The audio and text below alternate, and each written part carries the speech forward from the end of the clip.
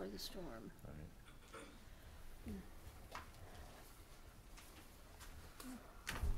Are we on? Okay. Well, good morning and welcome this cold winter morning to the February 6, 2018 City Council meeting. Call roll, please, Linda. Dave Line? Here. Hyros de Carvalho? Here. Soldner? Here. Inskeep? Here. Deckent? Here. Pledge of Allegiance. I pledge allegiance to the flag of the United States of America and to the republic for which it stands, one nation, under God, indivisible, with liberty and justice for all. Our prayer this morning is being offered by Gary Getting with Elliott Mortuary. Thank you, Gary. Thank you. Shall we pray? Our Father in heaven, as we begin this meeting today, we pause and bow before you to thank you for all the blessings that you've bestowed upon us in life, for the privilege of living in this great country and the freedoms that are ours as Americans. Lord, I thank you for those who serve us in this chamber and throughout our city in various ways. We pray your hand of protection upon each of them, for your guidance and direction here today and discussions and the decisions that take place that affect our citizens. We pray wisdom and discernment, and I ask all of this in Jesus' name. Amen. Amen. Amen. Thank you. Next item. Item 4, oral communications from the audience. This is the time when we offer opportunity for anyone in the audience to address the council on matters that are not already on the agenda. We would ask that you keep any comments to 5 minutes or less. Anybody? Morning, Meryl. Good morning. I'm Meryl Dye, the Assistant City Manager. I just want to bring to your attention the new artwork that is in the council chambers and also the council conference room. We had 24 artists who are participating. These are artists from TEC, the Training and Evaluation Center of Hutchinson. I think this work is very creative and certainly very colorful. All of these pieces are for sale, and you can obtain either original art or prints, like what you see on the wall here, through the website for TEC, which is at techinc.org, and or you could call Dorinda Simmons at the at TEC and place an order for any of these prints. I was not fast enough to extend an invitation for today, but I have invited the artists to come to the February 20th City Council meeting so we can put a face to the name. That was an idea that Linda suggested, and I think the artists will enjoy getting a little bit of spotlight on their work. So this gallery is open Monday through Friday from 8 to 5 p.m. whenever these rooms are available. So we invite the public to come down and take a look. We have 4 other pieces out in the foyer as well. Thank you. And how long will these be displayed? These will be up for about 12 weeks. Okay. Plenty of time. About 3 months. Okay, Yeah. super. Thank you. Thank you.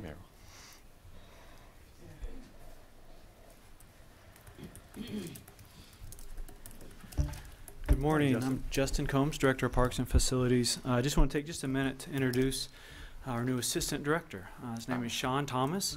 This is Sean's 4th day with the city. So Sean comes to us from the city of Shawnee, where he worked for their Parks and Recreation Department. He's got the same bachelor's degree as I do from Kansas State in Park Management Conservation. I've thrown a lot at Sean in 3 days and an hour, and he's catching on quick, asking lots of really good questions. I'm really confident in Sean. I have a lot of high expectations, and so far he's proven he'll meet those expectations. So, again, we'd just like to introduce Sean and welcome to the city. So. Welcome. Sean, would you like to? Yes. As Justin said, I came from the city of Shawnee, where I worked as the superintendent of landscape and forestry for 5 years. I'm excited to join you here, and I feel very welcomed and very impressed with everything I've seen so far. So thank you, and that's all I have. Good. Thank you. Welcome to the city. Yeah. We won't hold your degree against you since it's the same as Justin. Is there anyone else that would like to address the council? Seeing none, Linda, call the next item, please. Item 5, consent agenda. I had one question. I can't remember what that question was. That's why I make notes. This has to do with the league dues. I found them in the financials on page 78. And it's not the dues themselves, but a question is how those dues are arrived at, how they figure the premium. Is it based on city size? It's population. Population is, and I'm not sure, I don't think there was an assessed valuation calculated. I think it's population. Population, okay. And is that an annual, Right. one-time annual fee? Right. Okay. That was really all I had with regards to that. Anything else on the consent agenda? And if not, is there a motion? I move we approve the consent agenda. Is there a second? Second. It's been moved and seconded. Is there any discussion? Linda, would you call roll, please? Dave Line, Yes. Tyros de Carvalho, Yes. Soldner, Yes. Inskeep, Yes. Deckent. Yes. Next item. Item 6A, consider retailer sales tax levy approved by voters on November 7, 2017. Paul Brown, City Attorney. Council, you have before you a proposed ordinance to actually assess the sales tax levy. Keep in mind, this is for the next sales tax, because the current sales tax, 1/4% does not expire until March 31 of next year. So this one would begin April 1 of 2019 and carry through March 31, 2024.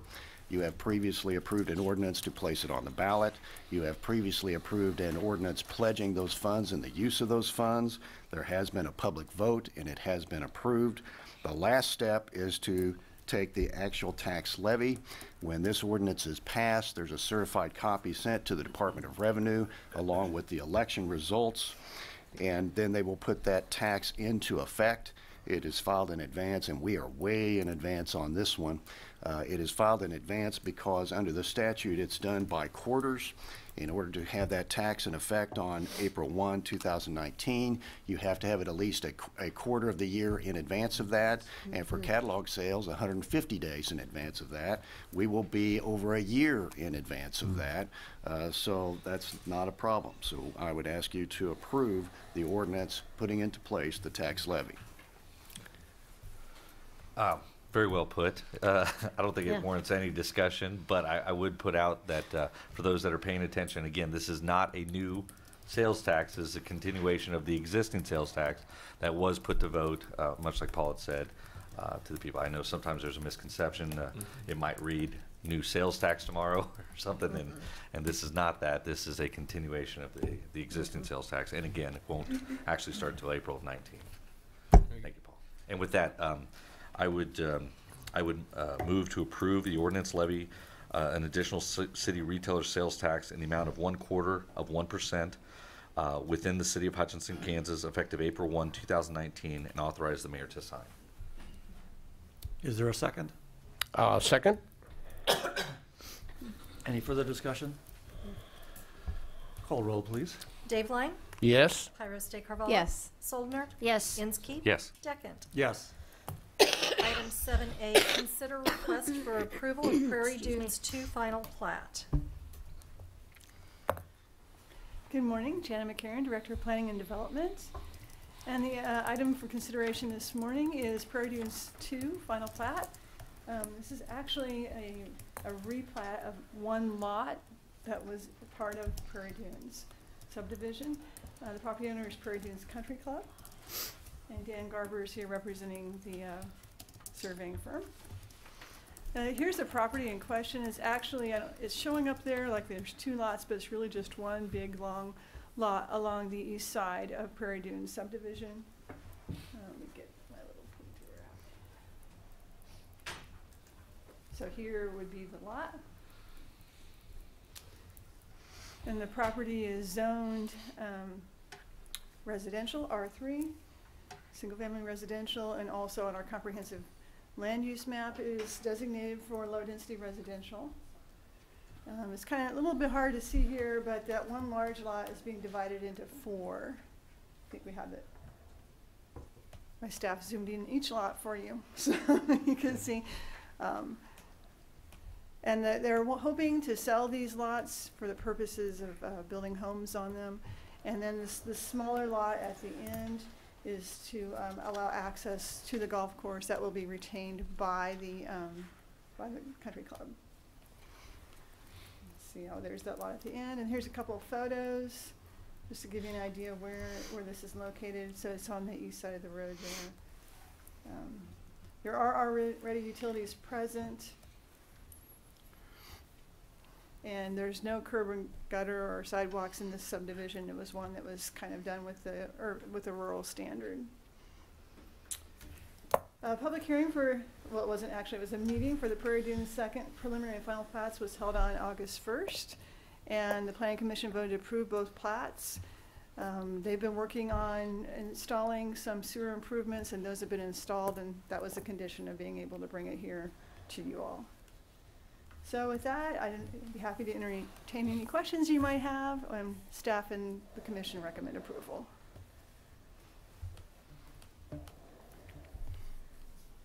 Any questions or comments? Is there a motion? I would move to approve the Prairie Dunes 2 final plat as recommended by staff. Second.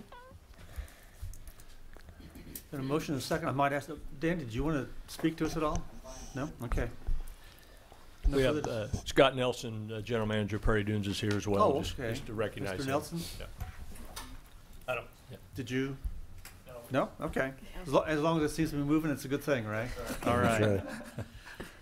Linda, would you call roll, please? Dave Line? Yes. Tyros de Carvalho? Yes. Soldner? Yes. Inskeep? Yes. Deckent? Yes. Item 7B, consider contract for Hobart Debtor Locker Room and Maintenance Building Project. Good morning. I'm Justin Combs, Director of Parks and Facilities. So this project has a little bit of a history that I want to just kind of refresh everybody's memory about it, and then we'll get in a little bit into the details of the building. So this building was actually in the 2015 capital budget, so it's been a few years. We've had several delays. Really, the first delay was a change in athletic directors with HCC. So I was working with the former athletic director, and we were getting close to the point where we could start a design contract, and then he took another job. So that kind of put plans on hold. I wanted to wait till a new athletic director got on board and get his ideas. And so I started talking with Josh Gooch, the current athletic director, and then several ideas were bounced around, whether this building was just going to be really a basic maintenance building with locker room, whether this building could be a partnership with Hutch Rec Commission and the college and a large indoor hitting facility, whether it was going to be an indoor hitting facility and locker room just for the college. So lots of ideas were bounced around. Our budget was set, so we're really kind of working with the college on what they thought they could raise and what would best meet their needs. So we had lots of conversations, and really at the end of the day, it came down to that the college really just needed a locker room space. That to get an indoor hitting facility or anything above and beyond that was really out of their reach at this point. And they do have some fundings to help, or some funds to help with some of the actual lockers and furniture. The agreement really was that we'd provide them a shell of a building, concrete floors, and 4 walls basically, and then everything inside the building that for their use would be something they would purchase. The project was bonded in 2016, the fall of 2016, and then we started working with Kelly McMurphy from Landscape Architecture. Had multiple meetings with the college to kind of develop what we needed. So the design process for such a simple building actually took a lot longer than we anticipated. So lots of history, lots of work, but we're finally to a place where we get a building that I think we can build on budget that's going to meet everybody's needs. So let's walk through the site just a little bit. So this is an aerial view of Hobart Debtor. This building here that kind of has the hash marks through is the current locker room. If you've never been in that locker room, consider yourself lucky. Yeah. It's We went through in really, really rough shape. So that building will actually be demolished as part of this project. Right here, we do have basically a single-car garage. For the short term, we're going to keep that building. We'll probably repair the siding, put a new coat of paint on it, keep it for now. Long term, I'd like this entire space here that I'm kind of circling here, this rectangle, to really become kind of club space, a space that we can encourage fans to maybe have a little more close interaction with players as they warm up, maybe some flexible seating or something in this space. So that's kind of long-term space. So that's why the building then has migrated out here to be on left field. So you can see this is kind of the footprint of the building. And then this kind of speckled area is a concrete pad that's going to go around it. So much larger building. What are the dimensions? The dimensions are a little bit ahead of me, but 72 by 32, so basically 2,310 square feet. Yeah. Okay. Yeah. So here's some elevations. I don't necessarily like the view of this. It looks really blocky, but it's not going to quite look that way. So we've got an overhead door for the maintenance portion of the building, and then just a man door, a regular door for the locker room.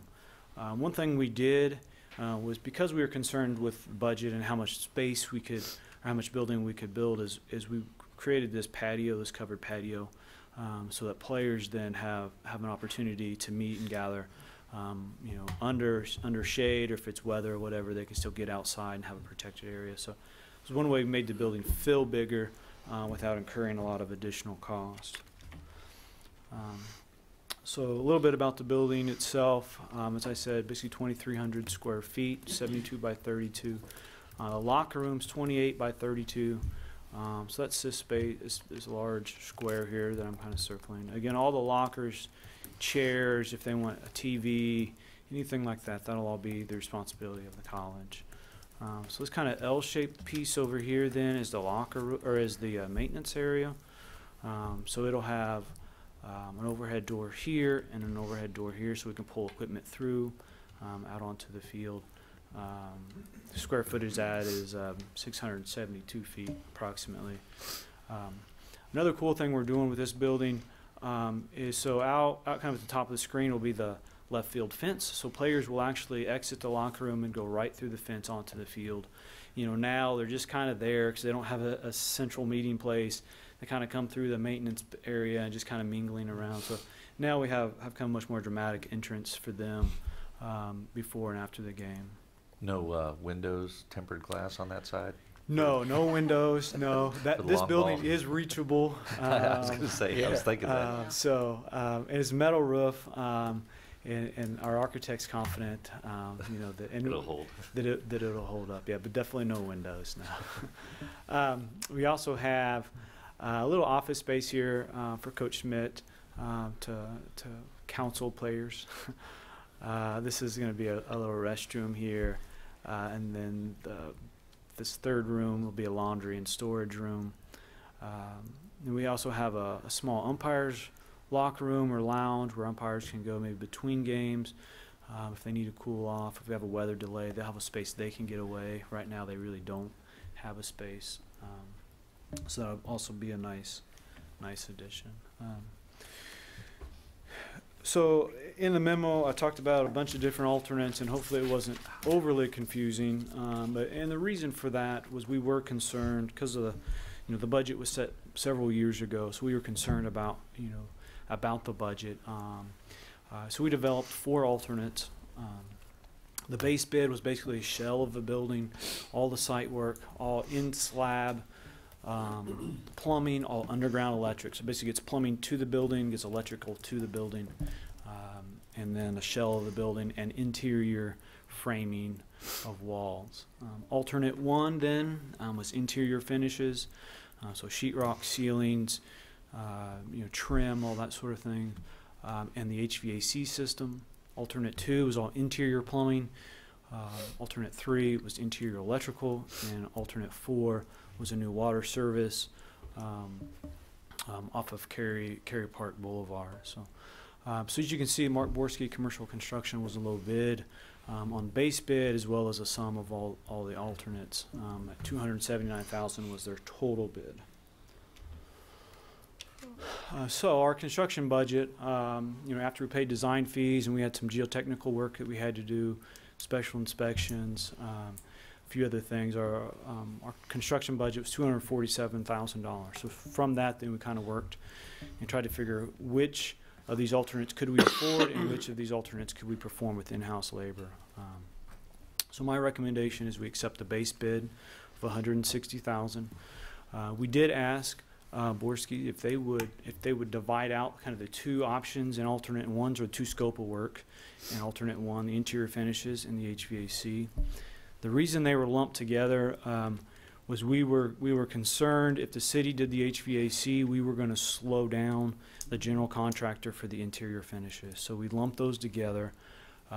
After bids came in, we talked with the low bid, and he said, I'm not worried about that. If you guys want to separate them, this is how much: $59,000 for interior finishes, $33,000 for the HVAC. So we were able to separate those two costs. So I am recommending we accept alternate one, interior finishes only for $59,000. Alternate two, interior plumbing for $6,700 would also accept. Alternate number 3, which is the electrical, all interior electrical. The cost on that was $16,600. This is work that can easily be done by the city. We have a master electrician and a journeyman electrician, so this is work that we feel we can do for a much cheaper price. Alternate 4 then is a new water line. We ran the numbers. There's not a lot of labor in that number. That's really the cost of the pipe. So we didn't think it was much advantage to take that one. So we'll also recommend accepting that alternate. That brings the total contract price $229,400. That leaves $17,600 for the city to purchase HVAC equipment and electrical equipment. That's a tight budget. The HVAC equipment alone is going to push $12,000 to $13,000. We'll spend all of that. So we'll work with the general contractor if there's ways we can save a few $100s or a few $1,000s on, maybe a material change or something like that. The contractor is aware of the situation we're in, so I'm confident that they will work with us to try to find some additional ways to save money as we go. So. And this is the budget we set 3 years ago. This is the budget So the budget in the surprising. budget book was like $265, but we have design fees and a few other things that we've already great. paid for. So I was really pleased to see so many local bidders. absolutely, yeah. And really glad to hear that Borski was so accommodating. So I commend them for that. Yes. You mentioned something that stuck out to me: special inspections or special inspections. So the city itself has to undergo special inspections as well on projects? On certain projects, yeah, for certain types of construction. There are things that our inspection staff do not do. Concrete testing and a few other things that we have to have done, just as we would require a commercial builder or somebody else to do. Yeah. So the threshold isn't necessarily the size, because this is only, 2,100 square feet. It's the type. I believe so. That's a question for Trent. I always run this through Trent and ask Trent if I need special inspections. I think you're right about that, Jade. Yeah. The height and therefore the weight on the concrete, I think, Yeah, it just seems like a small project, but I guess if it's concrete, and we can't do that inspection. Well, and I think it's one of those issues, and we've talked about this before, that as the owner, the city, we want those. And we had an example, I think I shared, where we did a building, the park building, and had special inspections on the steel, on the welds, and found out that there was a problem. I don't remember, doesn't matter who the contractor was, but that had to be redone. And otherwise, it's covered up, and then the city's dealing with it, 10 years from now. So it's really kind of whether it's required by city code. In our case, we would probably want it anyway, just because I think you just want to make sure you're getting, what you pay for, basically. Yes, but for certain types of construction, there are things that we really, very key items, steel erection, some of the welds, like John said, do get covered up very quickly.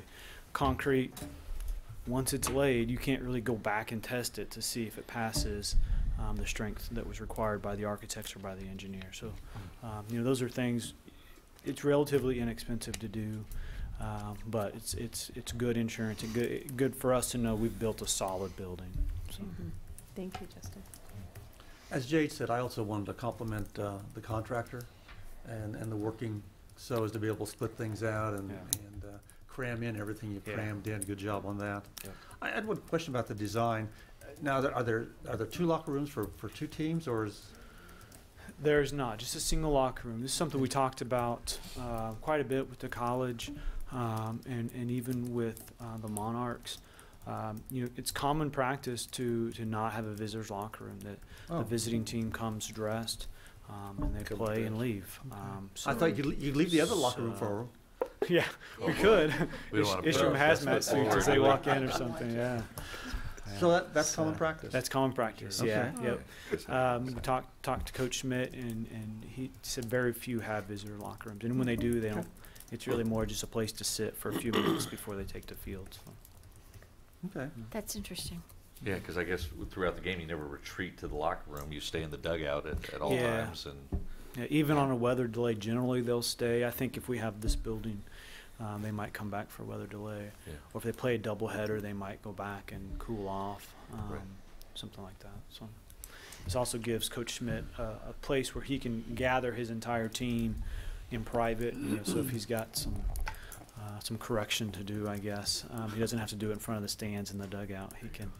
He can bring players back. So.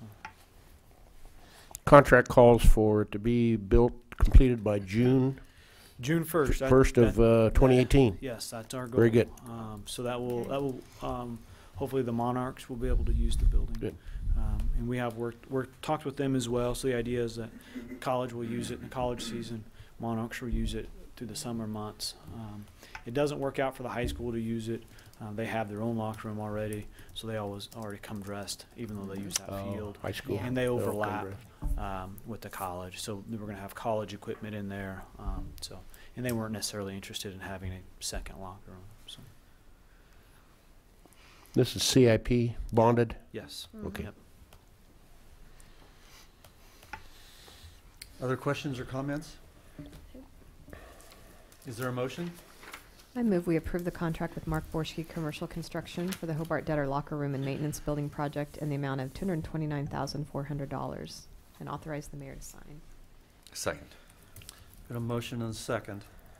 Linda, would you call roll, please? Dave Line, Yes. Pyros de Carvalho, Yes. Soldner, Yes. Inskeep, Yes. Deckent. Yes. Item 7C, consider contract for Pelican Point Play Space at the Hutchinson Zoo. Excuse me. Good morning. I'm Justin Combs, still Justin Combs, still Director of Parks and Facilities. So this item is for a small playground at the zoo. We just want to give just a little bit of history on this as well. About a year ago, we removed basically a spider web climbing structure that had been there for a long time that was getting unsafe. We also utilized the space where that little climbing structure was to create an outdoor yard for our tortoises.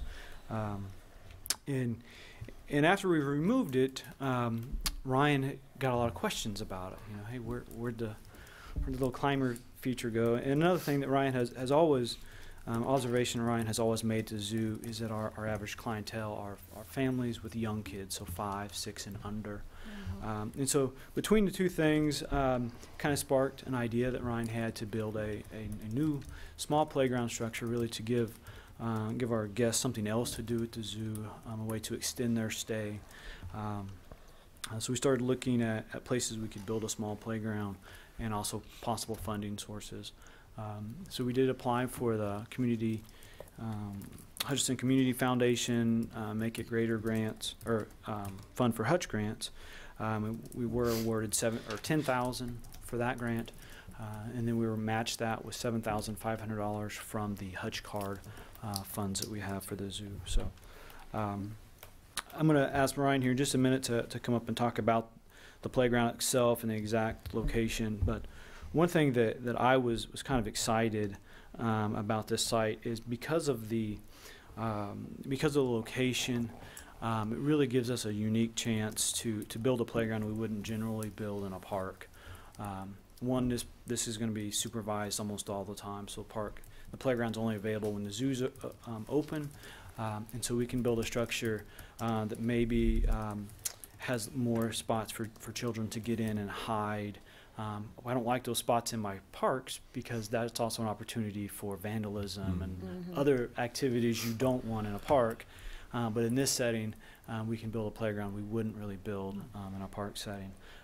Also, because this site's really kind of fenced in on 3 sides, and we've got the pond on the other side, with some mature trees, lots of shade, some benches, you know, I can really see a family spending a lot of time just sitting, relaxing, enjoying the weather, enjoying the view, and especially for young children, this is a great playground for them. So we did do an RFP.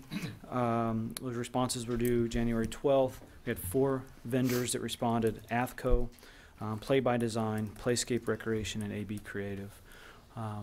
I did ask Ryan to form a selection committee, which he did, and then they went through all the designs and came up with a recommended design. So with that, I will ask Ryan to come up and talk more about the playground itself and the location. So. Good morning. Ryan Van Zant, Hutchinson Zoo. A little background, just before I was hired, there was a consulting company called Zoo Advisors who also looked over the Hutchinson Zoo and gave us their recommendations of things that we should implement, which we've been very successful over the last 2 years. A lot of that's been implemented. But one of the things they suggested was to find ways that families could spend more time in the zoo. You certainly can walk through the zoo in 10 or 15 minutes if you wanted to, and you weren't reading the signs and you just wanted to glance at everything. But we wanted more spaces where parents can sit and kids can play. As Justin mentioned as well, we did a lot of observations last year, marking down who's coming through the zoo. It's a very, very high percentage, right around 90%, is families with what we assume are children under the age of 8. We didn't ask everyone, but my children in that range. So we estimated, and much of those children are much younger as well. So we wanted to find something that was very original looking and also durable and had a high play value. So our team that was used to judge and select for this was Zoe Shum, our manager of development sales, Jessica Wright, our education coordinator, and Stacy Markley from Friends of the Zoo. I kind of looked in as well, but I thought I had a good idea where they were going to go with this. And of the 4 designs, we chose the Smart Play Loft by Athco. As you can see from this, it's very cute, as my wife put it. And there's lots of different play activities on there. It is from the 0 to 5-year-old range, which, as Justin mentioned, there's not a lot of that in the city. So we wanted something that was kind of specifically toward this group of children. There's the typical play things, slides and playhouse and mirrors and talk tubes, but there's also a lot of outdoor educational aspects of this as well that tie in nicely with the zoo. And what kid doesn't, and adult doesn't love a playhouse, right? So the location for this is straight across from the Prairie Dog Complex. So looking at the Google Earth, the entrance is in the top left of that image. There's a little closer view there. The aviary is at the bottom. The bobcats are just above it. And that spot right now really is just an empty space that's too shady for grass to grow well. And it has a really nice view across the pond where you can see the bison and the pelicans frequent that place as well. That's how it got the name Pelican Point. So it really was a nice natural place to put something like this, also with the prairie dogs across the way where children already spend a lot of time running through the tunnels. So there's my artist rendering. That's not the art aspect of this. That's about what it'll look like. It might be slightly shorter than that.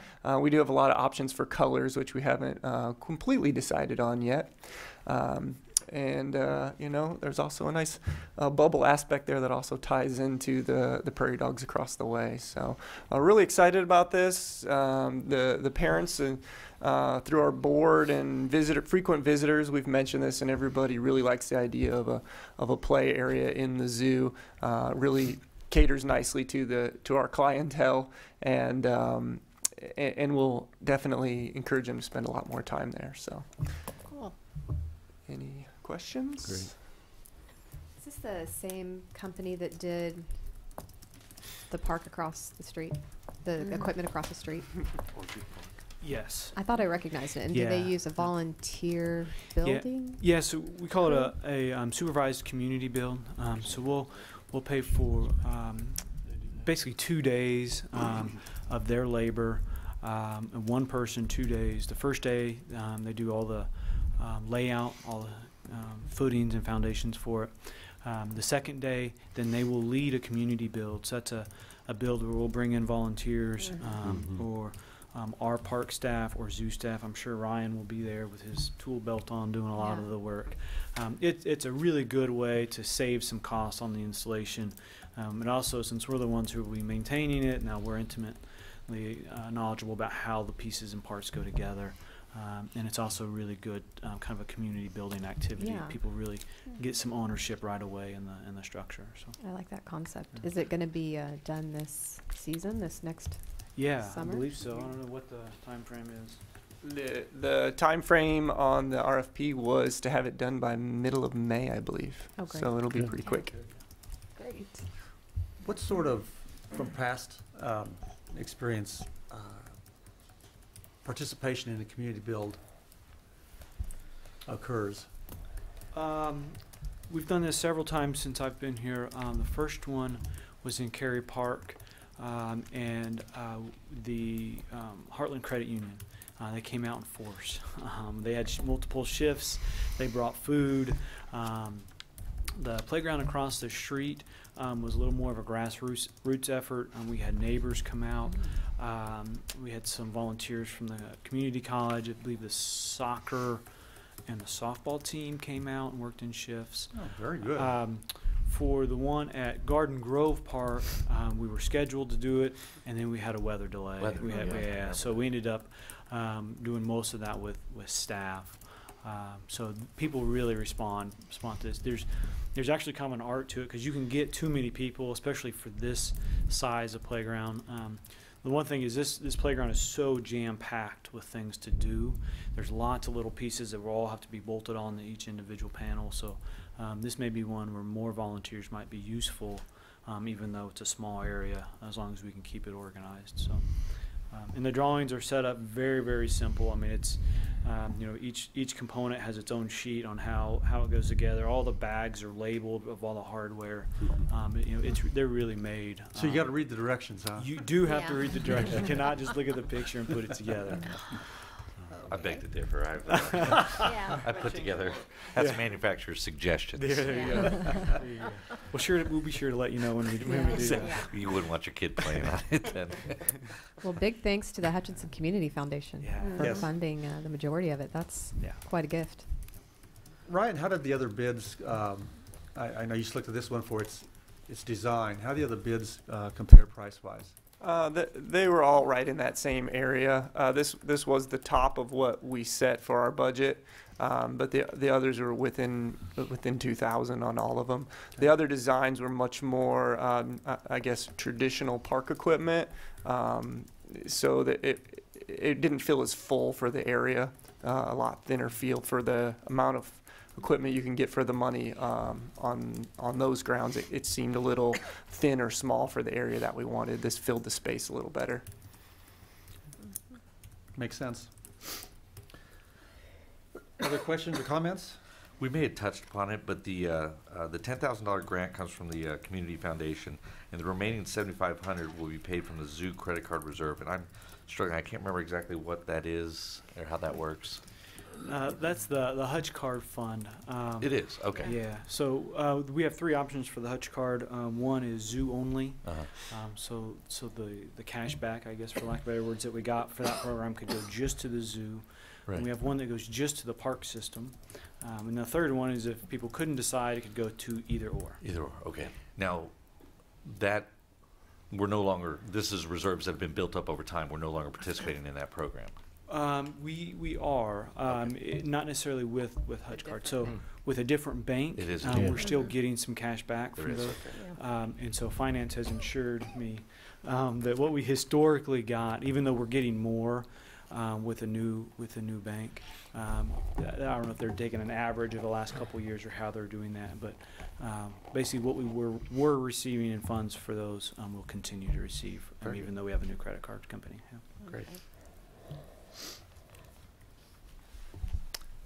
Is there a motion? Okay, I move to approve the contract with APCO LLC to supply equipment and supervision of a community build at the Hutchinson Zoo in an amount not to exceed $17,500 and authorize the mayor to sign. Second. Motion and a second. Any further discussion or comment? Bless you. Thank you, Ryan. Thank you both. Yeah. Linda, would you call roll, please? Dave Line? Yes. Pyrus de Carvalho? Yes. Soldner? Yes. Inskeep? Yes. Deckett? Yes. Ryan, good job. Thank you. Thank you. Thank you. Thank you. Item 7D, consider BNSF crossing signal at Whiteside. Wasn't sure you could make it. Good morning. My name is Brian Clinton. I'm the Director of Public Works. In 2017, KDOT identified this BNSF crossing at Whiteside as a priority crossing for signalization. And there's a map in your packet that shows you where that crossing is located on Whiteside. The attached agreement is between BNSF, KDOT, and the city. And basically the city's responsibility is to install the advance warning signs and then to maintain those. The federal government is funding the signalization project. And with that, we're recommending that the council authorize the mayor to sign the attached agreement. Happy to answer any questions. If no questions, is there a motion? I'll move to approve the contract with BNSF Railway Company and the Secretary of Transportation of the State of Kansas for construction and maintenance of highway crossing signals and gates, and authorize the mayor to sign. Second. Been moved and seconded. Linda, would you call roll, please? Dave Line? Yes. Pyrus de Carvalho? Yes. Soldner? Yes. Inskeep? Yes. Deckett? Yes. Item 7E, consider 2018 ditch cleaning project. Morning, Bruce. Ring. Good morning, Mayor, Council. How are you all this morning? Very fine, thank you. Morning. Here. Good. Good to be here. Very exciting morning so far, I tell you Yeah. what. On the agenda before you is a ditch cleaning project. To give you a bit of background, this is our second year in pursuing this type of a project.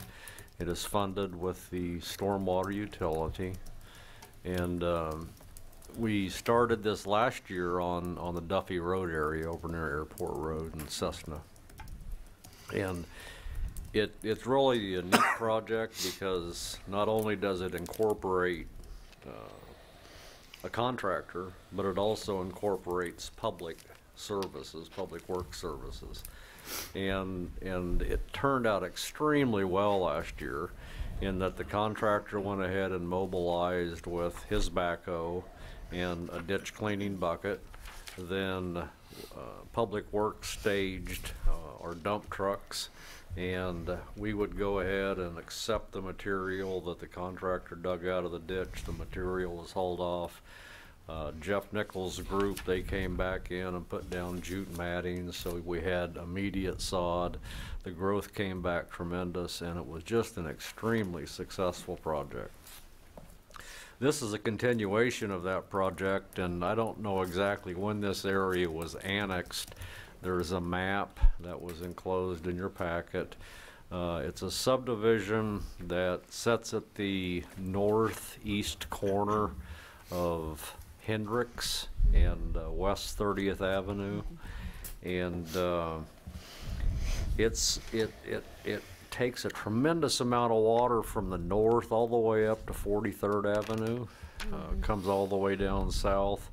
A tremendous amount of water is on the west side of Hendricks that comes down. That entire field literally gets flooded. There's a set of box culverts that are at the intersection of 30th and Hendricks that come underneath Hendricks. That water flows, hits into the 30th Avenue area, kind of works up behind that first row of houses on the north side of 30th Avenue. To give you an idea, Wilson Miller did a storm drainage or storm analysis of this area in a 10-year storm, just a 10-year storm. That area receives 160 CFS, cubic feet per second of water. Oh my goodness. And just a tremendous load on that area. Primarily what I've noticed, and I've talked to several residents already, there was a notification that I sent out. There will be numerous notifications that go out to the residents in that area, letting them know that we've got an upcoming project, just so they're not surprised. In talking to the residents, the primary flooding area is down in the southeast corner of that subdivision, but what we're going to do is regrade the ditches from culvert to culvert. We're also going to install some large diameter culverts across Stewart, which takes that over into what is commonly known, and hopefully I get the name right, Nightlinger's Ditch, which runs up kind of to the north and then goes over into the Sandhills Diversion Ditch. There's a convenience store and a substation there at 30th, and looks like somebody acknowledges and knows where that area is at, and then it flows on through. The intent of these larger diameter pipes is to go ahead and divert some of that water to get it back up into the Sandhills Diversion Ditch and alleviate a lot of the flooding problems that these folks have experienced. So that's sort of an overall background of the project itself. I was very, very pleased and surprised that we had 5 bidders on the project. Last year on the Duffy Road area, we only had 2 bidders. So it received a lot of attention. To give you, before I get into the award of the selected contractor, to give you an idea, there's 12,000 lineal feet of ditches that we're going to clean. That's roughly 2.25 miles. So it'll be a nice improvement that's being again funded by the stormwater utility. APAC of Kansas was the low bid at $88,905. The bids were relatively close. The bottom 3, APAC 88,905. CJ's backhoe was 118,400. His third, Ward Davis, was 91,594. So they were very tight. You will see one down there from ERS Inc. for $317,000. They're located out of Mississippi. Oh, Yeah. gotcha. So I'm assuming that mobilization must have been must have been the high there, but it is staff's recommendation that council approve the bids and authorize the mayor to sign a contract with APAC Kansas Inc. in the amount of $88,905. And I'd be happy to answer any questions you may have. Bruce, where does the Sandhill Diversion Ditch then empty into? It eventually makes it all the way down to the Arkansas River. And Mr. Clinton could probably better answer the routing of that entire ditch system. I guess, does that travel through town at all, other than up the northern part of town? No, it exits right at Rice Park into the Harsha Canal. Oh, okay. Okay. So it runs down Swearens. Okay. It turns into a box through that neighborhood and runs down the center of Swearens Street in a box. And then exits And into that Harsha. capacity is adequate, or are there even problems with that in terms of, and are we going to be increasing the flow, I guess? We won't be increasing the flow. The capacity is adequate for a small storm, and as our stormwater drainage study that CDM completed. Everything in Hutchinson is based on a 2-year storm, so I think to use the word capacity as adequate would be a misnomer, mainly because we're just so flat and we just don't have, you know, the volume to be able to take stormwater runoff. I know we've been relatively dry, but have we seen positive return on the other projects we've done? Yes, by all means, and you're right, it has been dry, but we've got a couple other projects that we're looking at, and one of them is over off of what's deemed Mine Road, or the old Cary Road over towards Cary plant, Cary salt plant. And there's some massive culverts coming underneath there, and we met with the contractor on that too, and that's part of the stormwater utility funding. But I think overall what we've seen, and I've got a lot of positive response, Commissioner Inskeep from the folks over in the Duffy Road area too, that what they noticed last year was a very, very good improvement. Well, those ditches were almost non-existent, as I recall. Yes, sir, you're absolutely correct, Mayor. Bruce, I'm curious, how did we handle this, okay, prior to the stormwater utility fees, so 3 years ago, were we limited by what staff could do, or did we just not address it? And again, I've only been here for a year and a half, but I'll let Brian come up and address that prior to my. Yeah, we weren't doing these types of ditch maintenance projects prior to the stormwater utility. Really, the stormwater utilities allowed us to invest some resources into improving these areas. That's good to hear. Yeah. How do we select the projects each year? Because I guess I'm looking for direction when I get calls on drainage issues. Because we can't deal with them on a one-off basis, but we have one up on Sandy Hollow that I've been trying to work with you on, and so just how do we select those? By all means, bring that to the attention of myself and/or Michelle Silsby. Michelle Silsby, along with other individuals in Public Works, it's been a joint effort. On my wall in my office, I've got a map of the city of Hutchinson with little red stars that show that these are the areas that we want to target, to where we've had flooding problems in the past. The last two, this one and last year, these are areas that were annexed into the city from the county. We had ditches. The other area that we're going to be focusing on this spring, yet early winter, or late winter I should say, is the Kirby Road area, and to try to go ahead and alleviate some problems there. But please address that to either myself or Michelle Silsby, and then we'll get that in the mix and see if we can't bring that to the surface and do some field investigations, interview residents, things of that nature. So Bruce, while we're on this, I'd like to address the question of where are we with the presentation of the master plan for the stormwater utility program? That's a very, very good question, and I brought that question up last week with CDM and told them that you know, the Stormwater Advisory Committee has seen that master plan twice, and don't have a date yet that presentation will be made by CDM.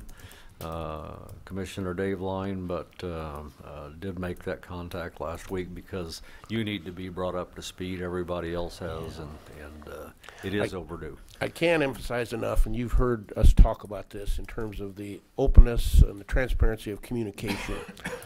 And I sure hope that there's some great thought and some good thought in terms of how we openly communicate this to the community and to the general public. And you talk about your mapping, and I know that's just a small portion of what the master plan is, because this is very long term, and I get that.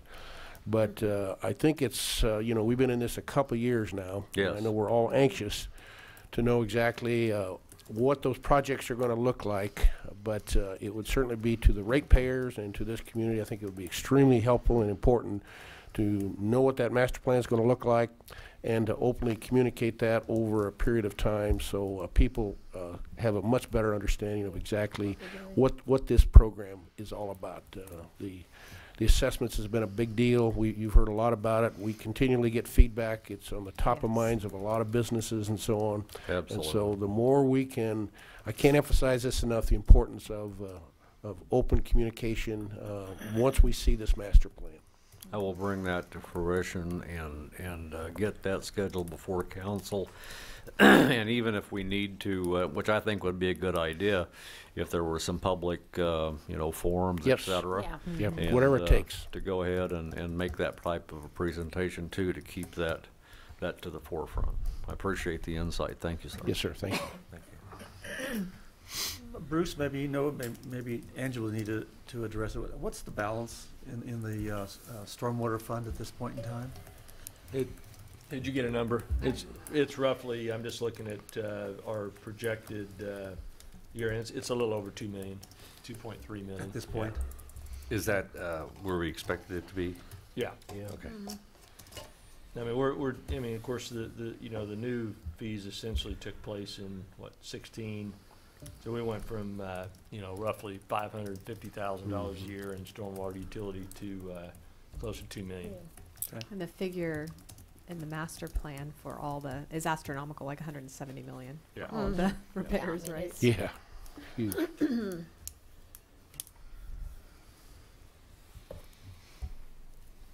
Other questions, comments?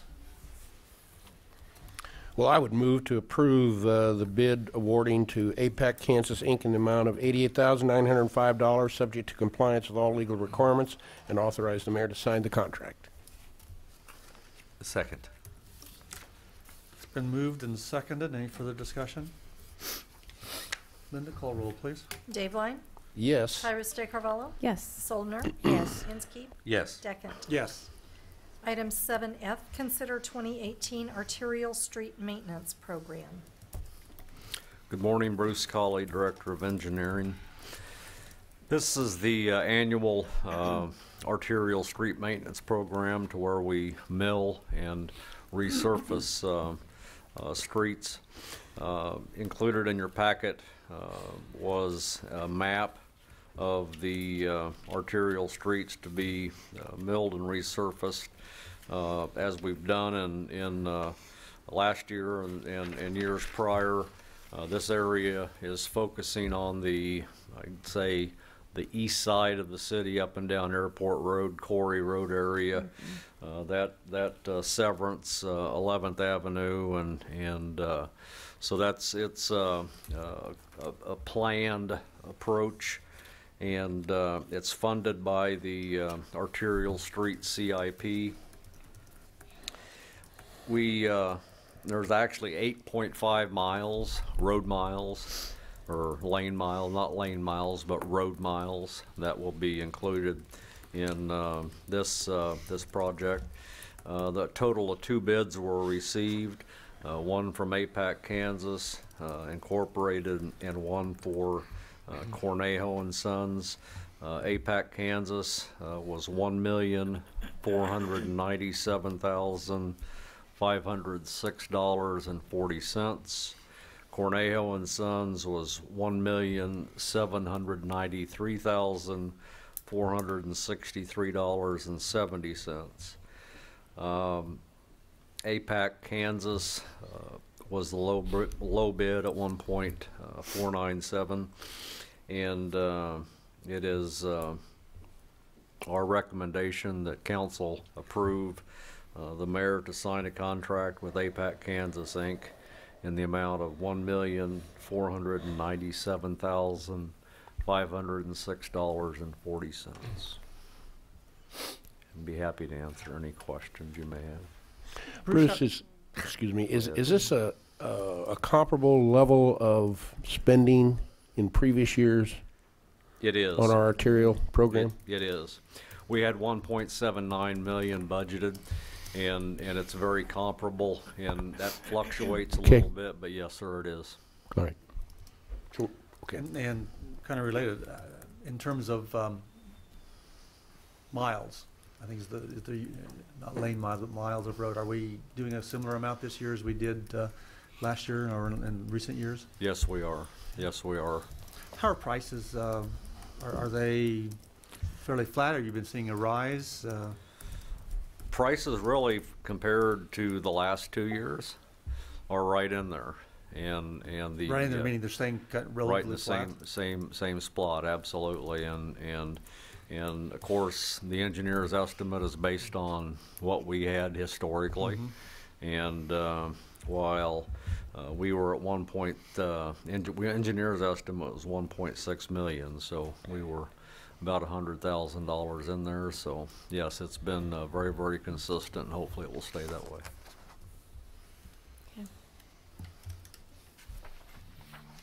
Other questions, comments? It goes without saying that, and I know APAC and Cornejo have done jobs, but APAC would potentially get awarded this. You're satisfied with the work they've been doing on other projects?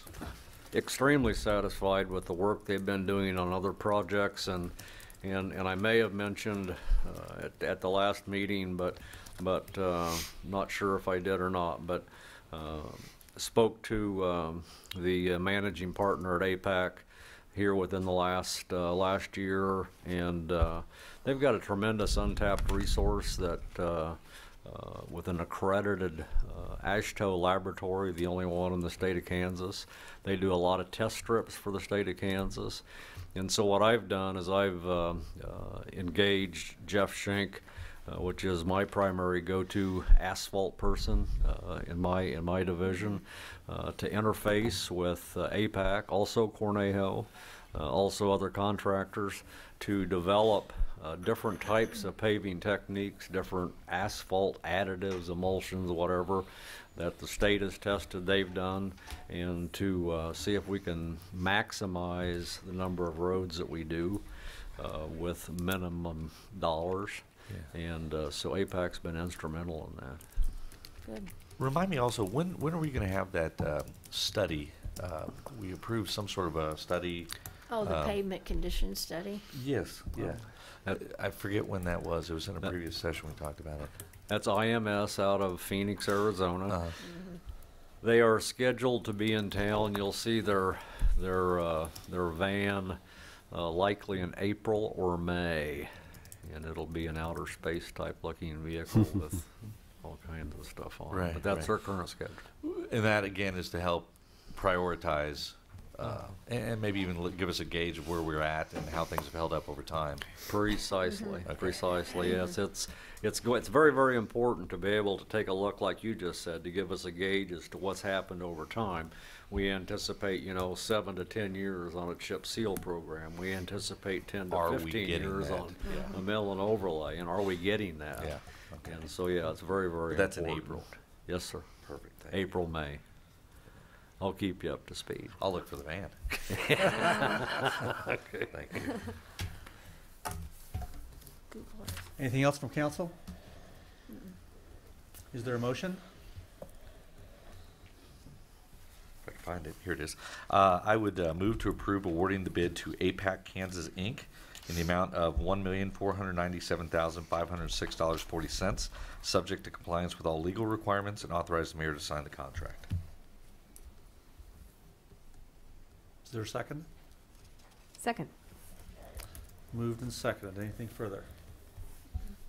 Linda, would you call roll, please? Dave Line? Yes. Tyros de Carvalho? Yes. Soldner? Yes. Inskeep? Yes. Deckent? Yes. Item 7G, consider public art commission contract for the Hutchinson Zoo otter exhibit.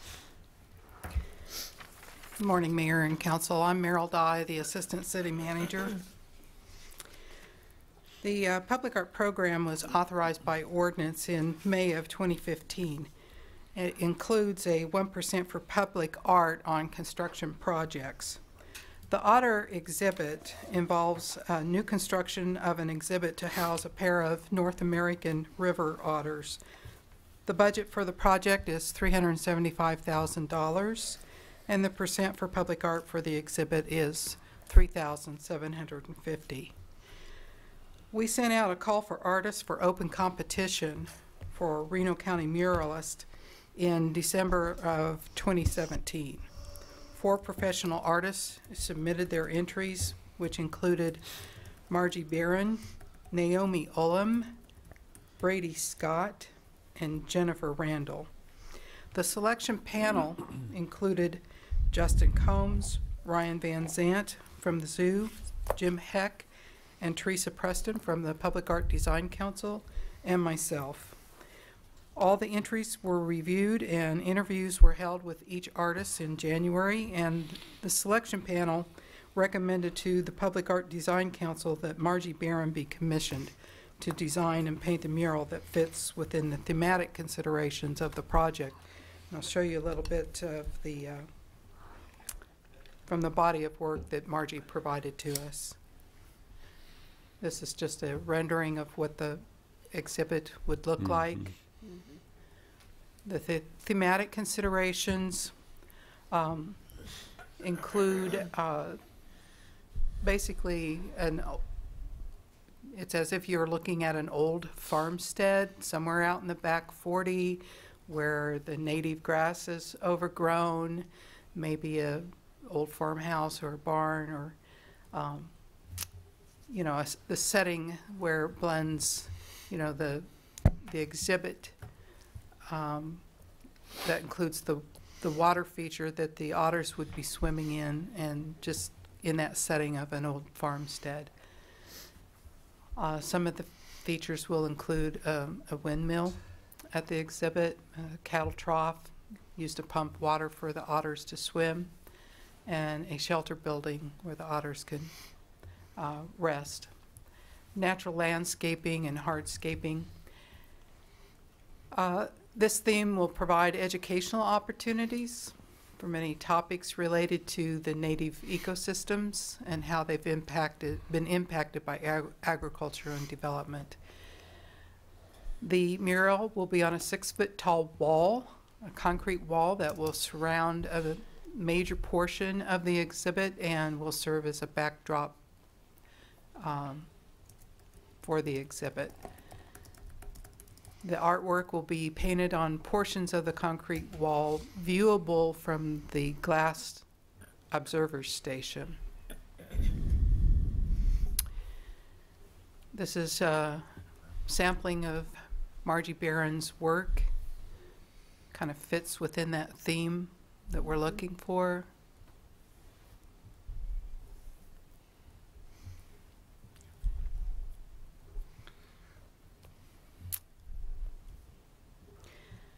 Margie There won't be too many is cars in the mural, though. yeah, No. just a sample My '57 of her Chevy. work. Yeah, we were impressed with certainly her colors and the shading that she has included. Margie is marketing manager and graphic artist for Collins Industries and has been there since 1989.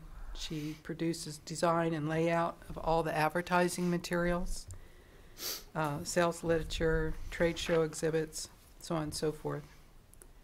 She is a self-taught artist, been doing art for 40 years in different mediums, including watercolor, pencil, oils, acrylics, and airbrush. She's had artwork displayed at the 2002 Women's Open here in Hutchinson, and some of her artwork sold. And she's also displayed at the Women's Open in North Plains, Oregon. She completed a wall and ceiling panoramic mural for the Amen's Corner. It was featured in the Kansas Golf Magazine.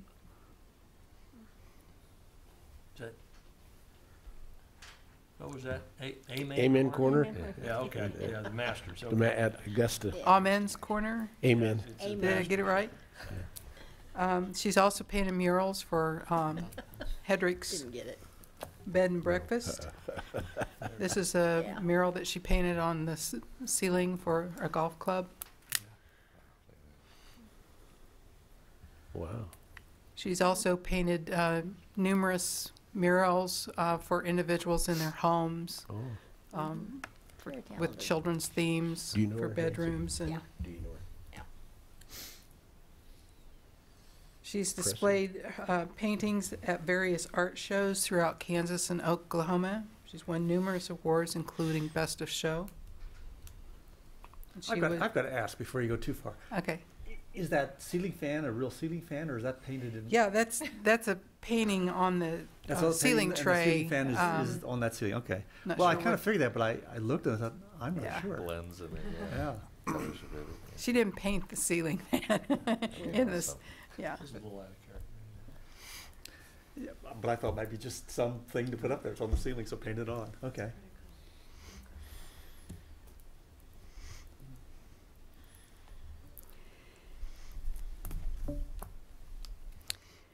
So as I mentioned before, the selection panel recommended Margie to be commissioned to design and paint a mural that fits within the thematic considerations of the project. So the design council reviewed the same work and the recommendation from the selection panel and recommends that the commission not exceed the 1% for public art, the $3,750, to design and paint the mural on the concrete wall that will surround the otter exhibit. You have attached to your agenda item the proposed contract, which covers the scope of engagement that includes the final design, execution of the work, installation, final acceptance, and title to the work, as well as the time and standard of performance, warranties, artist rights, and ownership of work documents, as well as standard legal provisions that the city requires. The artist fee will be paid in increments of 5 different payments as the work progresses. And with that, that is the Design Council's recommendation to contract with Margie Barron. I'd be happy to answer any questions you might have. Questions, comments? Just beautiful work. Looking forward to seeing it. Mm-hmm. I would move to approve the Public Art Commission contract with Margie Barron as the muralist for public art at the new Otter exhibit for the sum of $3,750 and authorize the mayor to sign. Second. It's been moved and seconded. Any further comment? Linda, would you call roll, please? Dave Line? Yes. Pyros de Carvalho? Yes. Soldner? Yes. Inskeep? Yes. Deckert? Yes. Item 7H, consider city manager contract for 2018. Paul Brown, City Attorney. This contract, the only change from last year is a 2.5% increase. That's the same as all the other director-level city employees for 2018. I'd ask that you, as always, approve my boss's contract. Paul, I thought you were going to move that we delay this and move it off to another meeting. You can bet that won't happen.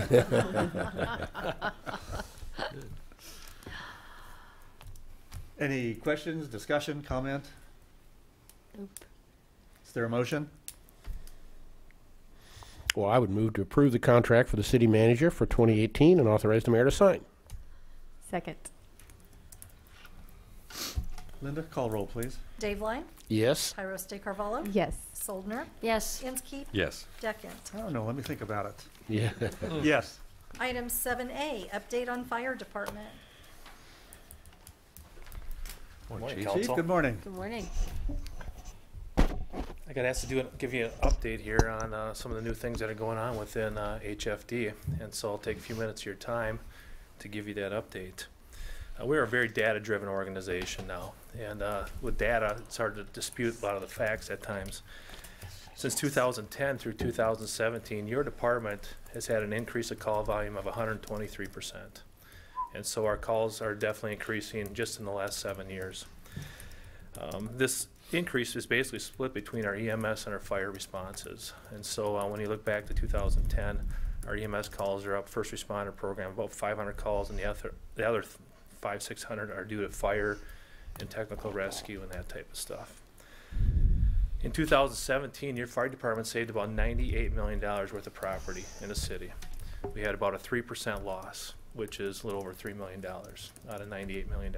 So I think that's a testament to the men and women of HFD. We just put out a recent, actually today, my deputy chief, and I just want to read this to you on our Twitter account for the January responses here from 2018. Last month, we had 457 incidents that HFD went on. This included 11 building fires and basically $1.5 million of property that was potentially damaged or lost, but we had a loss of only $126,000. And so we had a save rate last month alone of basically 91.2%, which is a very good save rate when you look at some of the conditions that we were faced with. And that happened again this morning at 1:30 this morning, about a $400,000 home, and the guys confined it to basically the garage area. So again, on the EMS side of things here, we're working with Reno County EMS. I think our partnership and our first responder program saw major changes in 2017. In fact, your department members now utilize all their skills under their EMT licensure under the Kansas state law. Prior, they were doing about half the skills allowed. And so now that we added 3 more skills on top of that, and now we're seeing some of the measurable outcomes along with Reno County EMS. An example of that, the national average right now for return of spontaneous circulation, somebody's in VTAC or VFib, is about 23%. In 2016, for Reno and Hutch area here, we were at 20%, just a little bit under. In 2017, we went up to a 52% save rate. Oh, wow. By doing some of these different skills and changing our approach with CCR, type of CPR, and different things. So we'll be able to measure our outcomes that are having major impacts on our citizens and our community. Unfortunately, in 2017, intentional fires and arson plagued our city. Over half our fires that we responded to were either intentional or arson.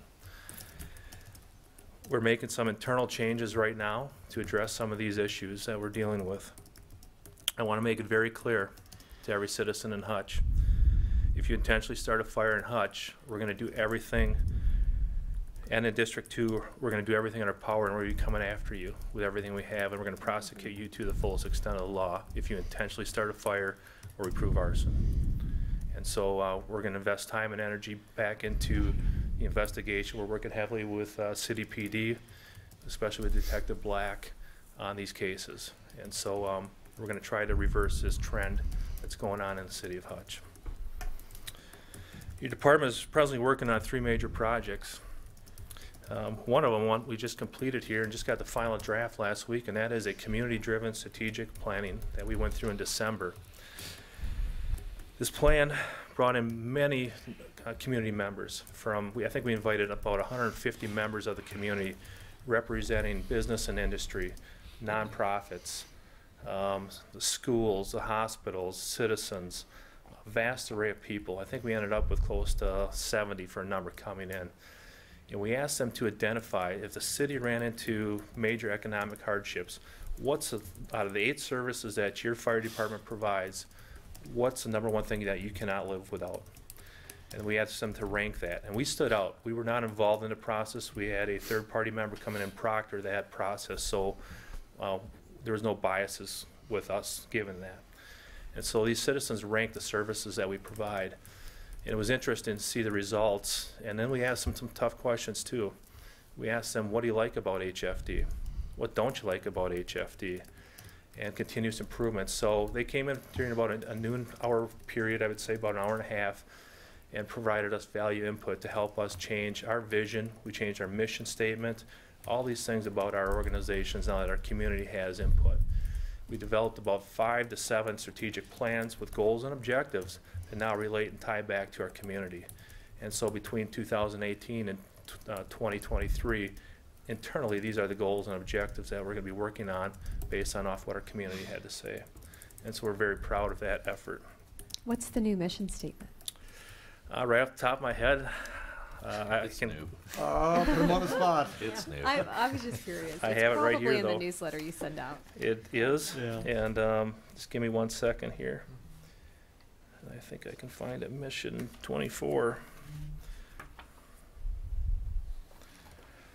Our mission statement is the Hutchinson Fire Department serves our community through dedication, professionalism, and education, reflecting our passion to protect and put service above all else. Oh, that's great. Okay. So that's what they came up with, and that's where we are. In addition, this spring here we got 2 major projects that we're working on. The first one, we're working heavily with the water department on a insurance service office audit, which we're going to be flow testing every single hydrant in the city of Hutch and collecting that data. And the reason we do that for commercial structures in the city, when ISO comes in, they want to know what flows are in different parts of the community. So we're actually training with the water department where we're going to work hand in hand, and we're going to break it down into sections of the community. So you'll see the crews working in the northeast part and maybe the northwest. And we'll have press releases and stuff to tell people that you might have colored water and stuff like that on these certain dates and these certain time periods that they have. But this data has really never been collected. It's only been collected in certain areas before. And so we're going to have a great sample set of the city of Hutch when we're done with this process. So you will cover the whole city in that? We are going to cover the whole city this spring, and we figure about a 3-month period.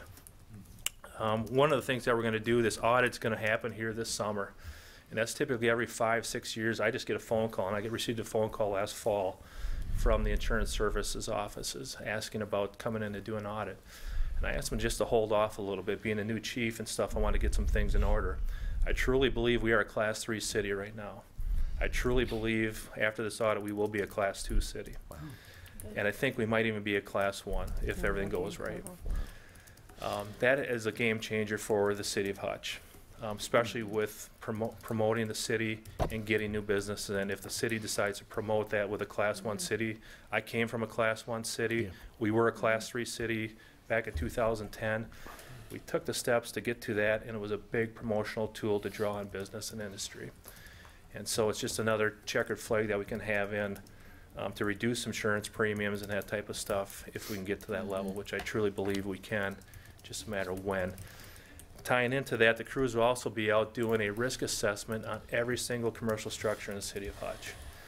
And so that's additional 5.5 points that we never received before on our audit scores.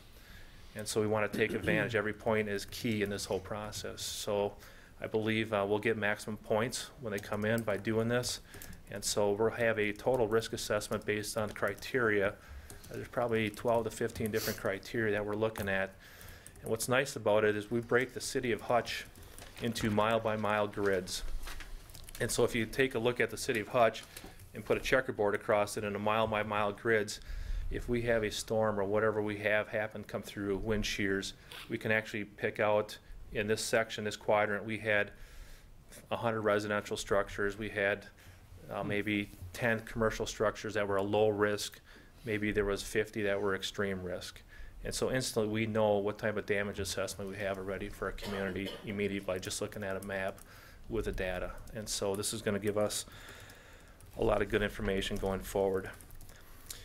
A couple things yet here, and I'll wrap this up. We continue to make changes in our wildlife program to address improvements after the March fire that we had this last year. Just last week we had another pretty good fire, about a little over 200 acres that burned. We're working heavily with the GIS department here and identifying trends, past history, where these fires are going, where we can cut in fire breaks, changing some of our philosophy and equipment, working with Reno County, other departments. On red flag days, we're actually, Chief Hanan's working with the departments on pre-deploying basically task force when a call comes in. And so if we have a wildland fire, immediately other departments will start deploying like 5 resources in a staging area so they can come and help already. We changed our philosophy a little bit too. We're throwing more resources at it right away. If we have a red flag day, every available Hutch unit is going right away to try to mitigate these things. It's just amazing that most of the fires, every week we have brush fires. 90% of them you don't hear about because it's response time. Our men and women are on scene within 3 to 4 minutes. They never make the paper. They get out there contained to a half acre, and they don't get to be these large things, and that's a key to this whole process. One thing to address too that's just came out, I brought it up to staff meeting, is that the Kansas Department of Forestry just released a new terminology thing here a few weeks back. When the fire index is over 80, it used to be extreme was their terminology when it got to that point. They now use the word catastrophic conditions. And last week Thursday, or a week ago Thursday, when we had that larger incident, for 3 hours out of the day, it was catastrophic conditions. That's a pretty harsh word when you start saying catastrophic. And so it's just something to be aware of on their list and how they prioritize things. So in conclusion, I think your department continues to think outside the traditional box. Every dollar we spend on needs and not wants as we go forward. We're doing more with less, but up to the challenges of our future and where we go. We don't need great equipment, but we need good equipment to do our job. We thank you for allowing us to get good equipment that allows us to provide safety for our men and women. Thank you. Any questions? Very good. No, Thank you very thank much you. for that, Chief. We Thank appreciate you. it. Yeah. Yeah, I've got several. Just the 123% increase that you talked about. Any sense of? You talked about it being roughly half and half, if I understood you, between EMS and fire related directly. But why an increase in 7 years? I think part of it, just my observation coming in from the outside, I think it's not unique here. It's a social, economic times that we're facing, the challenges with poverty, the challenge with crime, the challenge with the prisons, the challenge with homeless, the challenge with all these social, economic issues that go on. Drugs is the top of the line. I think a retirement of more baby boomers, that generation, people not taking care of themselves.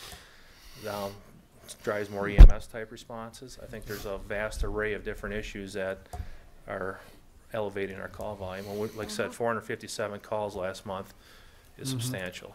Yeah. The numbers, in terms of response times and results sound very good, but I have nothing to compare. You did, in one of the things, talked about a comparison, the cardiac issues. How does the data that you talked about here compare with either on a statewide or nationwide level? Well, I said the nationwide, just on the return of spontaneous circulation, is about 23%. Right. We were below that a year Right. ago here, and with our changes that we've made with in Reno County, the advancements, and I think it's just teamwork of working closer. We got a great working relationship on our CCR. The old days of giving mouth-to-mouth resuscitation on pulseless non-breathers is pretty much out the door. Everything deals with compressions nowadays. It's very, very labor-intensive. And so people always ask, well, why does a fire truck go on a EMS run? The only time a fire truck goes on an EMS run is if it's a life-critical situation. One of these type of things. It's not for somebody that has a broken ankle or a sprained thumb or something like that. It's a life-threatening critical information. And actually our EMS program rated 5 points down below when our citizens were asked to rank what they wanted for services, to prioritize them. Fire suppression came in number 1, but just 5 points below it, our first responder program came in second. It almost flipped as EMS being the number 1 thing for this community. Interesting. And so, yeah, it was interesting. I didn't ask my question very well. You did a good job of talking about the where we were a year ago or so, being below the national average and then being tremendously higher. But you talked about percentage of property loss, and that's where I was asking, do you have national data or state data to compare to? Not right now. I don't have, I got national data, but I don't have state data compared to what our comparables are doing. I think it all depends on the type of department, whether it's a volunteer department or a paid-on-call department or a career. I can honestly tell you, it's all about response times. When your smoke detector goes off nowadays, you have 3 minutes to get out of your home. That's it. That's a fact. And years ago, there's actually, you can go online and see a side-by-side burn from when your grandmother had the furniture with a nice sofa with that vinyl wrap thing over top of it. And you only sat it on Sundays. And that stuff, they lit a fire, and they compared it to the furniture that's being manufactured now. We actually teach our children that chair you're sitting in right now, that lazy boy at home, is a can of diesel fuel. Things burn so hot, so fast nowadays that people don't have a chance to get out. And that's why you're seeing the death rates starting to escalate here. Because back in the day, everything was made out of pure wood, natural wool, and nowadays everything is synthetics and plastics. And just accelerates that much faster. Correct. On the, is there a difference between arson and intentional? Arson, we prove the cases. Okay. And so, actually, the national stat on that is about 18% of all cases are proven arson. The thing with arson, we have 2 inspectors that they wear many hats right now. They do prevention activities, they do investigations, they do inspections, and the list goes on of what these 2 individuals do. To prosecute each one of and the amount of fires that we have in Hutch and District 2, they don't have the time dedicated that's needed to investigate these. The hours that it takes, an investigator will take 500 pictures on, like the fire we had this morning. They'll take 500 pictures on that case and to make sure it's documented. And then investigation, they're running to the state crime lab in Great Bend to drop off products or stuff like that. They're interviewing, working with Detective Black on the cases. And last week you seen a gentleman that was just put in jail right across the street here from an apartment complex. That's what we're trying to do and make it very clear. If you start a fire, we're going to spend the time and energy on it, and we're going to come after you. So, did I hear you correctly? Out of what are either considered or thought to be intentionally set fires, 18% are cleared? 18%, typically that's a national stat that are proven under arson and charged with arson. And it's do we still tend to tough fall to about do. that same What's ballpark? it? Do we fall in about that same ballpark? I think we're a little less than that, and that's what we're trying to change here. Just to dedicate the time and energy it takes to investigate these cases it's labor intensive. And again, we just I met with city manager here a week ago, and we're looking at changing some of our philosophies and allocations here to address some of these issues within our department. Chief, I've got a question. You had mentioned this terminology, risk assessment. And I guess I'm trying to get an understanding from a layman's standpoint in terms of what you mean by that. If you were to identify a commercial building or buildings that are high risk, are you necessarily looking for code violations and ultimately the correction of those code violations, or No, what it's is your actually intention? totally the opposite. The intention of a risk assessment has nothing to do with codes at all. All we're going into, maybe it's a senior living facility that is an unsprinkled building that we identify, okay, there's high occupancy in that structure. Many might be on wheelchairs or whatever, walkers and stuff like that. We identify the type of construction. We want to know if it's sprinkled or non-sprinkled. And so when we go in and we rate all these categories, we give them a score. And all these different buildings in the city are either going to fall into a low risk, moderate risk, a high risk, or an extreme risk. Okay, and so we categorize everything into the type of risk. And so when we look at these different buildings, we'll know instantly what type of risk that it presents. And when we have a disaster type event, maybe a tornado wipes out a portion of the city, we're going to instantly know how many high-risk buildings with high occupancies and stuff like that. On the other side of the thing, a high occupancy could be a company that has ammonia, a lot of chemicals involved in their manufacturing process. Yeah. And so we want to identify them. It has nothing to do, we're not doing building inspections. It's all these different categories. What's a water supply around the building? Do we have adequate water supply? Do we need to tap into something else to get additional water there? Are the mains looped? Are they dead-ended by that area? And so that's the type of information that we're looking to address. That's helpful too. And that's all part of the ISO score, like I said, with a 5.5 points that we can gain in our ultimate scoring. And did you indicate that this was primarily focused on commercial buildings? It will be on commercial buildings, correct. Yeah, that's what he said. Okay. Interesting. Other questions of the chief? Comments? Kind of topical, the opioid epidemic we keep hearing about. I'm not sure if it's hit Hutchinson or not, but do we have the counteractive medicine? Narcan? Yeah, the naloxone or whatever the. In Narcan it is, and we looked at that, but the problem is with Narcan too, it's costly. Okay. And for our line of work, it has to be refrigerated. And with the temperature changes, with the apparatus going, you know, like last night being parked when it's 18 degrees out, and then we go up to days that are 100 degrees. Sure. It's short-lived, and once it hits its heat requirement, the potency of the drug falls right off. Does it? And so Reno County EMS is tied in. They have that Narcan that they give and stuff. And we, personally, where I came from, it was a major issue. Okay. The drugs came up through Chicago, Milwaukee area. Here, I think it's more the meth. Okay. What I observed so far, and the police would probably be better to say that, but it's definitely, you know, on our radar. Okay. I know the sheriff's department was looking at it for a time. I'm not sure if they're still. Yeah, again, it's not cost effective to Yeah. to do that in our situation. Well, I'm excited about the protection class, and I don't know if I should be or shouldn't be, because from a guy who's commission-driven, that would be a pay cut for me on the property side of the insurance piece, anyways. But I think it would be a real attractive tool to insurance is a huge line item for a lot of businesses, and if you could lower that, that would be a real windfall from a recruitment standpoint and a retention piece, I would think, as well. So keep that up, please. Very good, thank you. I appreciate you. it. Good Great information. update. Great update. Good to hear from you. Okay, next item. Item 8, report of city officials. Jade, we'll start with you. I have nothing, thank you. Nothing to report today, thank you. John? Nothing? Nancy? Nothing. We're quiet today. John? Yep. It's Very yours. good. I'm gonna follow suit. I All have right. Hey, okay. How long do you think this Other than the executive request. session should be? Let's maybe 11:15. Okay.